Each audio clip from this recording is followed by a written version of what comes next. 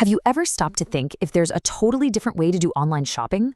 A way that could, completely flip the script on who holds the power in e-commerce? Well, India is in the middle of this massive experiment to find out, and it's called ONDC. So let's dive into what this revolution in digital commerce is all about. Right. Think about the last time you bought something online. You find what you want, you click buy, and a few days later, it shows up at your door. Simple, right? But behind that one little click, there's this incredibly complex system. And a huge slice of the money you just paid doesn't actually go to the person who made or sold the product. Nope, it goes to the platform. And this slide, wow, this really shows you the scale of the problem we're talking about. I mean, just look at these numbers. The big e-commerce platforms can take a commission of up to 25, sometimes even 30%. Food delivery apps, around 20%. Now, look over at ONDC, sitting at just 8%. That's not just a small difference. For a small business, that's a total game changer. Okay, so let's really unpack this problem, what we're calling the e-commerce squeeze. For years, the whole digital marketplace has been run by just a handful of massive players. And what they've built are essentially walled gardens. And if you're a small seller, life inside these gardens is tough. You're paying these super high fees just to get listed, you have to play by their rule book, and you're pretty much invisible unless you pay even more money for ads and promotions. It's a system that makes it almost impossible for the little guy to go head-to-head with the big, established giants.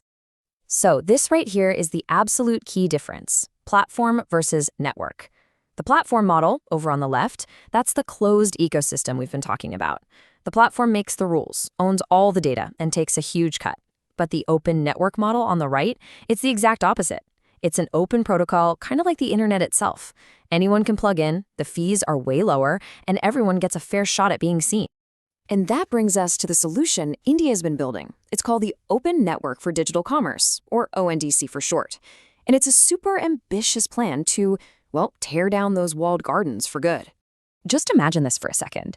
What if you could open, say, your favorite payment app, search for a pair of shoes, and see results not just from the usual big brands, but from a tiny boutique in another city, or even the local shop just down your street? All of that without ever leaving the app you started in? That's the core idea here.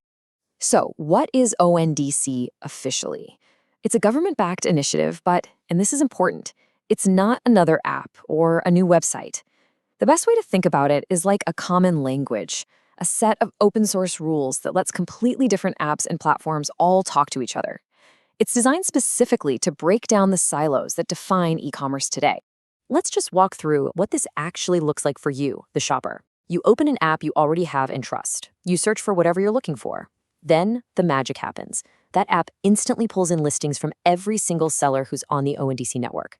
You get the biggest possible choice, from massive brands to your local corner store, and you finish the purchase right there. It's all designed to be totally seamless. Okay, that all sounds great in theory, but is it actually working? Well, let's take a look at the impact by the numbers. Because honestly, the growth we're seeing is nothing short of explosive. What's so amazing to see on this slide is just that upward curve. Since it first launched, the network has brought over 760,000 sellers on board. But here's the crucial part. It's not just happening in the big metro areas. ONDC is now active in over 600 cities across India. That shows it's got real reach. And the scale of this thing is just staggering. The network has already powered over 350 million transactions. That's a massive number, and it tells you that trust is growing from both shoppers and sellers who are actually seeing the benefits. And this isn't just some one-time spike either. When you look at the monthly transaction volumes, you see this steady, powerful climb. That kind of consistent growth is a huge signal that the network is really gaining momentum and becoming a normal part of how people shop. This quote from India's Commerce Minister, Piyush Goyal, really nails the whole spirit of the project. It's about way more than just transactions. It's about building trust and bringing millions of small, local businesses into the digital economy, many of them for the very first time. Now, helping out shopkeepers is a huge deal, but the vision for this open protocol is even bigger. Because think about it. If you can create an open market for products, why not do the same for services? Let's look at how ONDC is expanding way beyond just the shopping cart. Take mobility, for instance. ONDC is the engine behind new cooperative ride-hailing services, which gives drivers a much fairer deal. It's bringing local taxi companies onto the network, boosting the number of available rides. And get this, it's even making public transit easier by unlocking metro ticketing across a whole bunch of different apps. It's also shaking up the food industry all the way from the farm to your dinner table.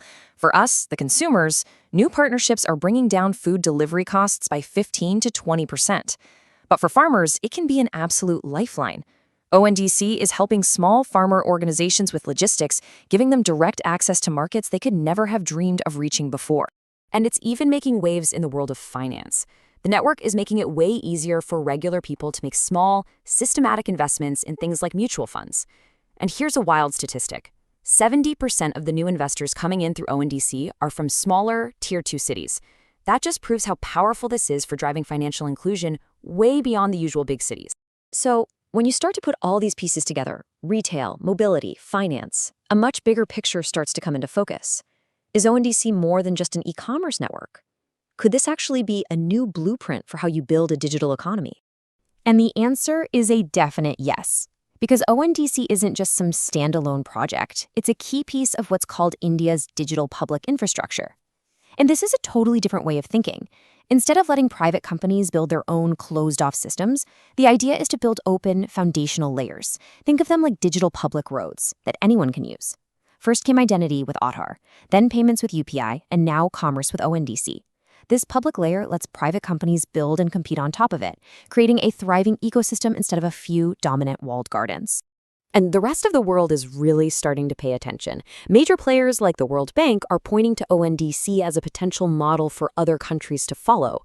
They see it as a powerful way for governments to empower their own small businesses and make sure the benefits of going digital are shared by everyone, not just captured by a few giants.